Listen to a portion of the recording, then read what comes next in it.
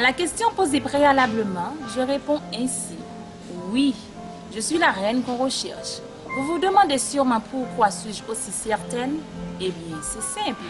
C'est parce que j'ai toutes les qualités, les atouts et potentiels que doivent avoir une reine. C'est-à-dire, je suis responsable, honnête, disciplinée, gentille, charismatique, soucieuse, respectueuse, joviale. Il faut dire aussi que j'ai aussi le sens de leadership, doté d'un esprit compétitif. Et par-dessus tout, j'ai une forte dose de confiance en soi. Selon Brandon dans Chiche et Hall, 1998, la confiance en soi est la sensation intérieure de pouvoir réaliser nos désirs. C'est elle qui nous permet d'agir.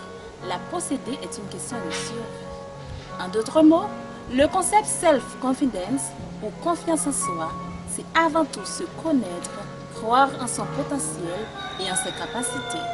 Elle est aussi le moteur de nombreuses réussites professionnelles, sociales et même dans les relations amoureuses. Sachant qu'elle entraîne la foi, la positivité et l'optimisme, la confiance en soi nous porte à croire qu'on obtient déjà la chose voulue. En ce qui me concerne, c'est de la couronne des JM dont il s'agit. Lorsque le moment sera venu pour que je sois élue reine d'IJM 2021, je mettrai mes capacités à la disposition d'IJM et aux jeunes de ma communauté. Aussi, je mettrai en valeur tout mon potentiel et je puiserai de mes qualités pour pouvoir être un modèle pour tous les jeunes de ma génération. Pourquoi pas aussi laisser ma trace aux autres générations? Vous qui me regardez, avez-vous un manque de confiance en soi? Et voulez-vous que cela change? Je vais vous donner quelques clés pouvant vous aider à l'augmenter et à la garder soigneuse. Sachant que la confiance en soi ne se gagne pas par un simple coup de baguette magique, mais plutôt elle exige la pratique des exercices au quotidien et ces exercices se fondent sur le renforcement des acquis et compétences comme ne jamais douter ni hésiter, identifier les causes des difficultés, s'accepter pour se faire confiance. Car la confiance en soi doit rimer avec ses actions. Je partage avec vous 2 astuces pour stimuler votre confiance en soi. À noter que je les ai expérimentées.